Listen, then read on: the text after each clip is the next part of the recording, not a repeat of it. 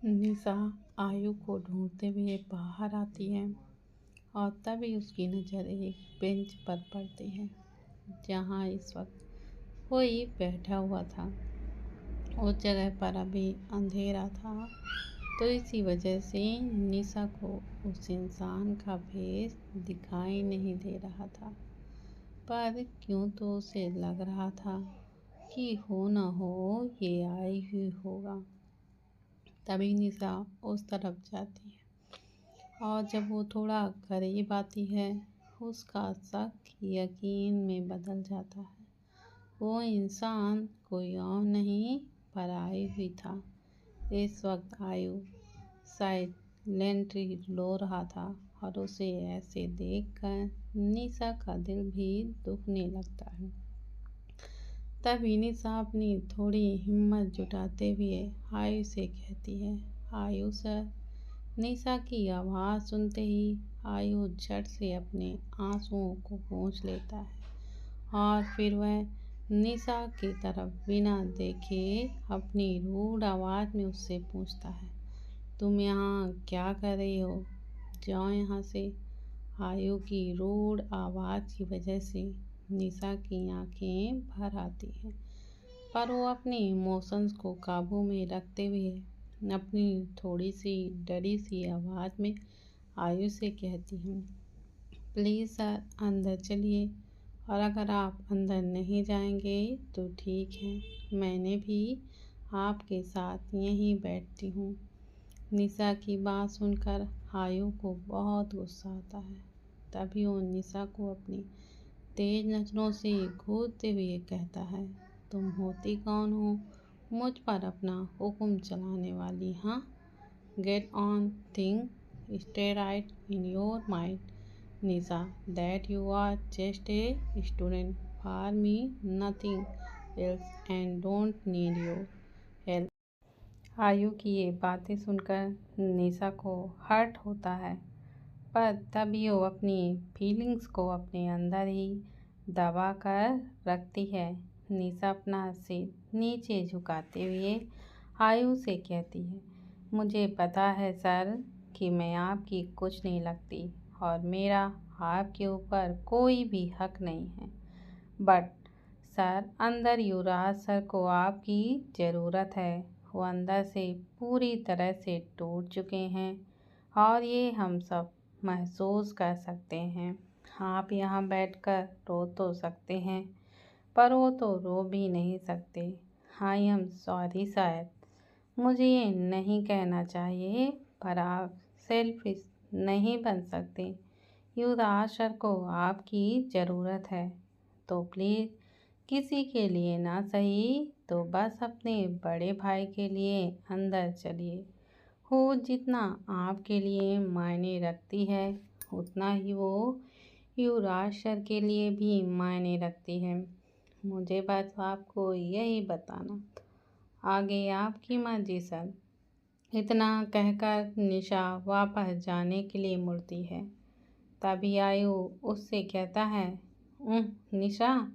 आयु की आवाज़ सुनकर निशा पीछे मुड़कर आयु की तरफ देखती है और तभी आयु निशा की तरफ देखते हुए अपनी थोड़ी सी सॉफ्ट आवाज़ में उससे कहता है, I am sorry for wishing rude with you. इतना कहकर आयु वहाँ से चला जाता है, पर निशा वहाँ शॉक्ड की वजह से एक ही जगह पर खड़ी रहती है। अभी उसकी आंखें एकदम बड़ी हो चुकी थीं और उसका मुंह खुला था। निशा को तो अभी भी विश्वास नहीं हो रहा था कि आयुष बाजार जैसे खड़ूस प्रोफेसर ने उससे अच्छे से बात की और उस पर सॉरी भी बोला। आयु अपने दोनों भाइयों की तरह था रूड, कोल्ड और हार्टलेस। वो किसी को भी सॉरी तो नहीं कहता था, फिर चाहे गलती उसकी ही क्यों ना हो। आज पहली बार आयु ने हूर और अपने भाइयों को छोड़कर किसी और से सॉरी कहा था और इसी वजह से निशा अभी तक शॉक्ड में थी। तभी निशा अपने सॉफ्ट से बाहर आती है और फिर वह अंदर चली जाती है। हॉस्पिटल के अंदर अभी आयु यूवी के पास बैठा था और उसने डर की वजह से यूवी का हाथ भी पकड़ा हुआ था, क्योंकि आज भी आयु और आदित्य के लिए यूवी उसके पापा की तरह हैं, जो अपने बच्चों को हर मुसीबत से बचाता है। भले ही आज आयु और आदित्य खुद इतने बड़े हो गए थे, पर उन्हें आज भी उनके बड़ी भाई की ज़रूरत पड़ती ही थी। अब तक पूरे 4 घंटे बीत चुके थे, पर कोई बाहर नहीं आया था। वहाँ मौजूद सभी बच्चों ने उनके पेरेंट्स को इन्फॉर्म कर दिया था और प्रिंसिपल की वजह से उनके पेरेंट्स ने भी बच्चों को हॉस्पिटल में रुकने की परमिशन दे दी थी। इन 4 घंटों में किसी के भी गले से एक बूंद पानी भी नीचे नहीं उतरा था और उन दोनों भाइयों की उम्मीद भी अभी धीरे धीरे टूटती जा रही थी। अभी लगभग आधे घंटे बाद एक नर्स ओटी से बाहर आती है और जैसे उनकी नज़र उस सब पर पड़ती है, वो उनकी तरफ आती है। वो सब भी उस नर्स को नोटिस करते हैं और अपनी अपनी जगह से खड़े होते हैं। तभी वो नर्स उन सब की तरफ देखते हुए अपनी पैनिक भरी आवाज़ में उनसे पूछती है, आप में से किसी का ब्लड ग्रुप AB है क्या? उस बच्ची का बहुत खून बह चुका है और ऐसे में हमें तुरंत ब्लड चाहिए। उस नर्स की बात सुनकर आयु यूवी की तरफ देखता है और यूवी उस नर्स की तरफ बढ़ते हुए उससे कहता है, हाँ, मेरा ब्लड ग्रुप AB है। मैं फिजिकली बिल्कुल फिट भी हूँ, तो मैं मेरी प्रिंसेस को मेरा खून दे सकता हूँ। तभी नर्स अपनी चिंता भरी आवाज़ में यूवी से पूछती है, हमें तो 2 बॉटल ब्लड चाहिए, जो थोड़ा सा ज़्यादा होता है। तो आप श्योर हैं मिस्टर शेखावत, क्योंकि इससे आपको बहुत वीकनेस भी आ सकती है। तब यूवी अपना सिर हिलाते हुए उस नर्स से कहता है, आपको जितना चाहिए आप मेरा खून उतना ले सकती हैं और मैं मेरी बहन के लिए अपनी जान तक खुशी खुशी दे दूँ। ये तो बस मेरा खून है, जो कुछ वक्त बाद फिर से बन जाएगा। अभी जल्दी चलो। वो नर्स बस अपना सिर हिला देती है और यूवी एक बार आयु की तरफ देखता है और फिर प्रिंसिपल की तरफ देखते हुए उससे कहता है, अंकल, मैं बस थोड़ी देर में आता हूँ, तब तक आप प्लीज़ आयु का ध्यान रखिएगा। कुछ 1 घंटे बाद कहीं जाकर ओटी की रेड लाइट बंद होती है और अगले ही पल अर्जुन आदित्य के साथ बाहर आता है। इस वक्त आदित्य के फेस पर कोई भी एक्सप्रेशन नहीं थे। उसका फेस बिल्कुल खाली था और आंखें पूरी तरह से लाल। इससे पहले कि आदित्य से कोई और के बारे में कुछ भी पूछे, आदित्य वहाँ से चला जाता है और अर्जुन बस उसकी तरफ देखता है। आदित्य को ऐसे बिना कुछ बताए जाता हुआ देखकर वो सब परेशान होते हैं। तभी यूवी वहाँ खड़े अर्जुन से पूछता है, अर्जुन, हूर कैसी है? She is out of danger, right?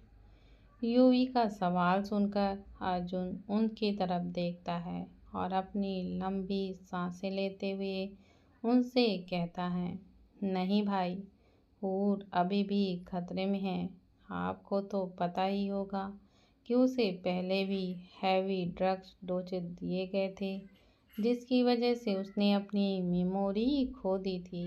उस ड्रग की वजह से तो उसका ब्रेन पहले से ही कमज़ोर हो चुका है भाई, और अभी ऐसे में उसके सिर पर एक बार नहीं पर 2 बार गहरी चोट लगी है। मेरे लिए ये आपको बताना आसान तो नहीं है, पर अर्जुन रुक जाता है और कसकर अपनी मुट्ठियों को बंद कर लेता है। अर्जुन को ऐसे देखकर आयु अपना सब्र खोते हुए उससे पूछता है, अर्जुन देख, साफ सा बता कि मेरी रैबिट कैसी है और क्या हुआ है उसे। तभी अर्जुन बिना आयु और यूवी की तरफ देखे उनसे कहता है, प्रिंसेस के कोमा में जाने के बहुत चांसेस हैं। जब तक हूर को होश नहीं आ जाता हम ठीक से कुछ भी नहीं बता पाएंगे। प्रिंसेस को होश आना बहुत ज़रूरी है, वरना it's can be cases of her be brain dead और फिर हम कुछ भी नहीं कर पाएंगे। अर्जुन की बात सुनकर सबको एक बहुत बड़ा शॉक लगता है, पर यूवी तो पूरी तरह से सुन्न पड़ जाता है। उसके तो हाथ पैर ही ठंडे पड़ जाते हैं। वह एकदम से नीचे फर्श पर बैठ जाता है और उसे ऐसे देखकर तच्छ और नकुल उसे संभालने में लग जाते हैं। तो वहीं प्रिंसिपल अभी निशा को समझा रहे थे, जो अपने डैड को हक करके बस रो ही जा रही थी। वहीं अलीना, श्रेजल और आर्या भी रो रही थीं, पर निशा बहुत ही ज़्यादा रो रही थी। अर्जुन की बात सुनकर आयु सीधे अर्जुन के हॉस्पिटल स्क्रब पर कॉलर पकड़ता है और अपनी गुस्से भरी सर्द आवाज़ में उससे कहता है, तुझे पता भी है कि तू क्या बकवास किए जा रहा है। तू ये कहना चाहता है कि अभी हूर के पास बस 2 ही ऑप्शन हैं, एक कोमा और दूसरा ब्रेन डेड वाला। नहीं, कुछ नहीं होगा हूर को। और क्या मतलब है कि तुम लोग कुछ नहीं कर पाओगे। Your guys are the fucking doctor and it's your very first period to save your the parent. हूर तुम लोगों के लिए सिर्फ तुम्हारी पेशेंट नहीं है और तुम लोग उसे ऐसे ही कैसे छोड़ सकते हो। अदू कैसे छोड़ सकता है उसे। मुझे अभी ही उससे बात करनी ही होगी, क्योंकि मैं अपनी रैबिट और भाई अपनी प्रिंस को नहीं खो सकते। हमसे भी कहीं ज़्यादा ज़रूरी तो अदू के लिए है और अदू उसकी एंजल को ऐसे ही नहीं जाने दे सकता। इतना कहकर आयु आदित्य के कैबिन की तरफ भागता है, क्योंकि उसे पता था कि यहाँ यूवी के साथ सब हैं, पर दूसरी तरफ उसका दो बिल्कुल अकेला है। जैसे ही आयु आदित्य के कैबिन का दरवाज़ा खोलकर अंदर जाता है, उसके पैर दरवाजे पर ही रुक जाते हैं। इस वक्त आदित्य का केबिन पूरा बिखरा पड़ा हुआ था। ऐसा लग रहा था जैसे मानो वहाँ अभी अभी पर कोई तूफान आया हो।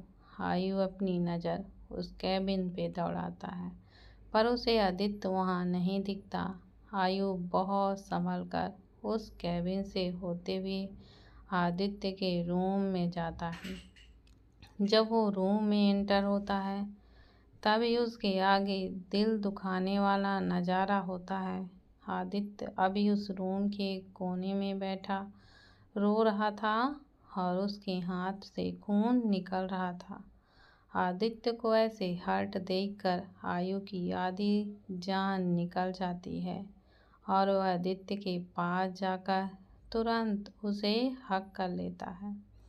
आदित्य जब अपने आप को अपने भाई की बाहों में महसूस करता है, तभी वो अपनी बची हुई हिम्मत भी हार जाता है और आयु को हक करके वह रोने लगता है।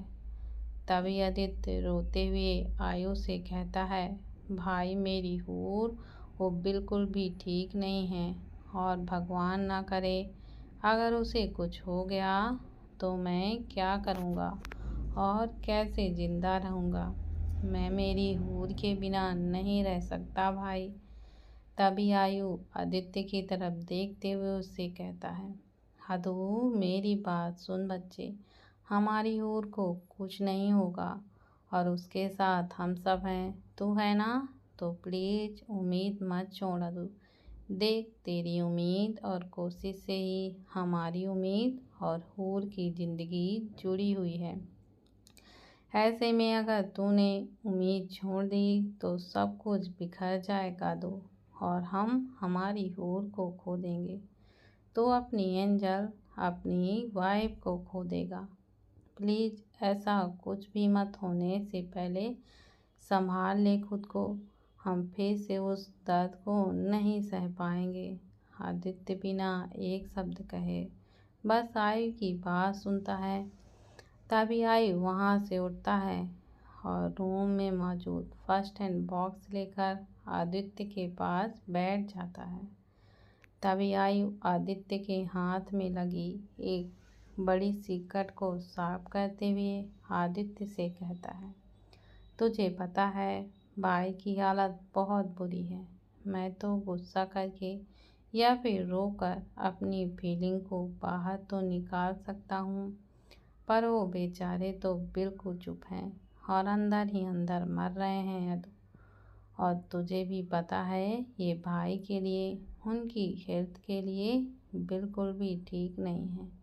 उन्हें अपने अंदर के इमोशंस को बाहर लाना ही होगा, और तू ये कर सकता है अदू।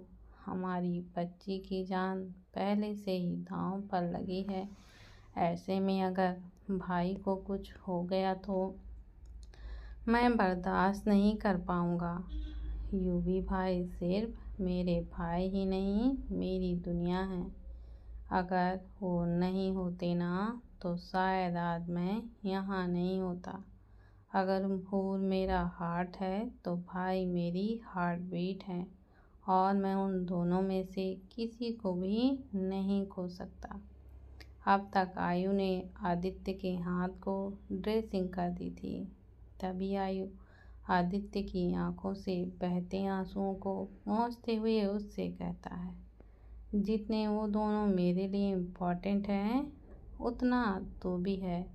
तो कभी भी फिर से खुद को ऐसे हर्ट करने से पहले अपने भाइयों और अपने एंजल के बारे में सोचना कि तेरी एक चोट से उन्हें कितनी तकलीफ होती है। अगले ही पल आदित्य आयु को हग करते हुए उससे कहता है, आई एम सॉरी भाई। एंजल को ऐसे देखकर मुझे अपने आप पर बहुत ही गुस्सा आ रहा कि मैं उसे प्रोटेक्ट भी नहीं कर पाया। उस बेचारी बच्ची पर क्या गुजरी होगी जब उसने वो वीडियो देखा होगा। मैं तो कोई अंदाज़ा भी नहीं लगा सकता। भले ही वो बाहर से खुद को कितना ही स्ट्रांग दिखाने की कोशिश क्यों ना कर ले, पर अंदर से वो बहुत ही ज़्यादा सेंसिटिव है भाई। दिल कमज़ोर है उसका, पर वो खुद को मजबूत रखने की कोशिश करती है। वो हम तीनों से कहीं ज़्यादा समझदार है, और शायद इसलिए वो हमें तकलीफ नहीं देना चाहती।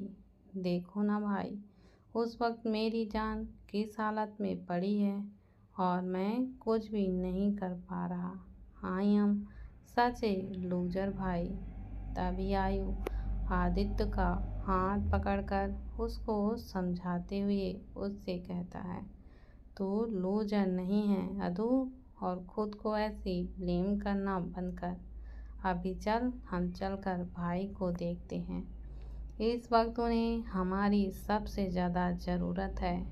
आदित्य अपना सर हिलाता है और फिर वो दोनों भाई वहाँ से चले जाते हैं। इधर यूवी अभी भी पूरी तरह से ब्लैंक होकर बैठा हुआ था। उसकी आंखें लाल तो थीं, पर उसमें से एक भी आंसू बाहर नहीं आ रहा था। वहाँ मौजूद सब लोग अभी हूर के साथ साथ यूवी के लिए भी परेशान हो रहे थे।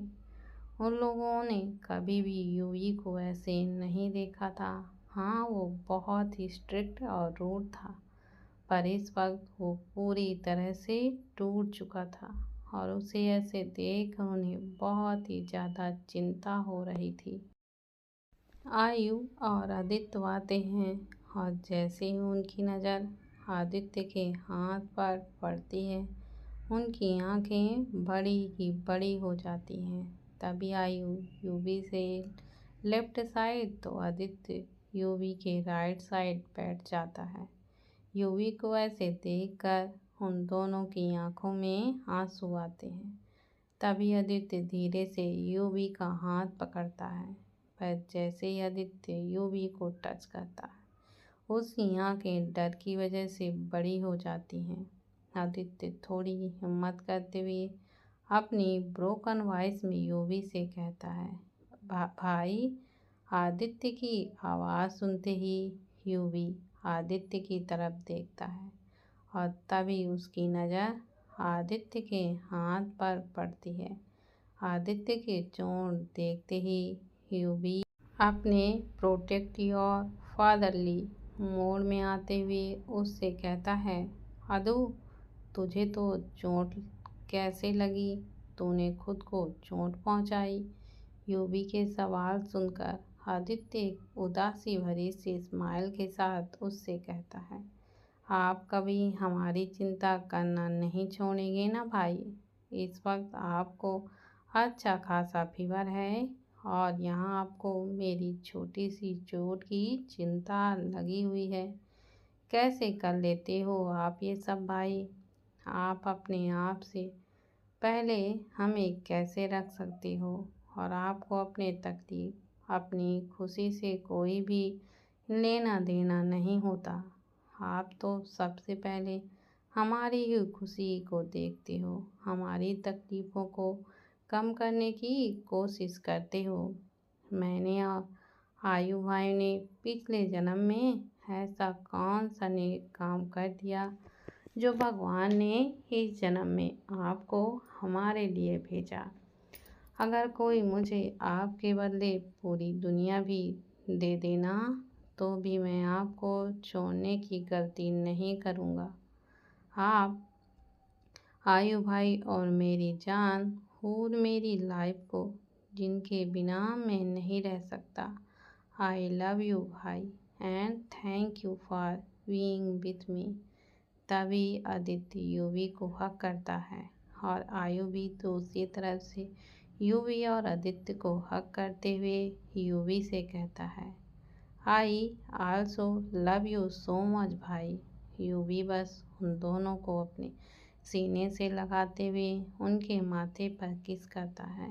तभी आयु आदित्य को इशारा करता है और आदित्य अपना सिर हिलाते हुए यूवी की तरफ देखता है।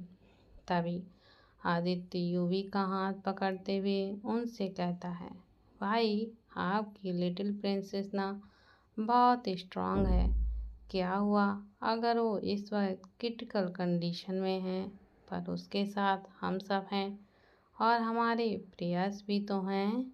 तो आप देखना, वो बहुत जल्द उस कंडीशन से बाहर आएगी और अपनी आंखें भी खोलेगी। मैं आपसे प्रॉमिस करता हूँ भाई, एंजल के लिए मैं अपनी पूरी जी जान लगा दूँगा। मुझे जो कुछ भी करना पड़े, जो भी ट्रीटमेंट करना पड़े, मैं करूँगा। पर आप प्लीज़ खुद को ऐसे टूटने मत दो। आपको ऐसे देखकर हमें बहुत ही तकलीफ़ हो रही है और मुझे पूरा यकीन है कि अगर प्रिंसेस ने भी आपको ऐसे इस हालत में देख लिया तो उसे भी तकलीफ़ होगी। आप अपने लिए ना सही पर अपने बच्चों आयु, आदित्य और हूर के लिए तो स्ट्रांग रहने की कोशिश करो ना। हमें हमारे पुराने वाले भाई चाहिए। हर अच्छी बुरी सिचुएशन में बिना डरे या हार माने डट कर खड़े रहते थे। आपको स्ट्रांग बनने के लिए आपके दिल में जितना भी दर्द और तकलीफ़ है उसे बाहर निकालना ही होगा भाई। और हम आपको बिल्कुल भी जज नहीं करेंगे। प्लीज़ लेट इट आउट और भाई नीड इट।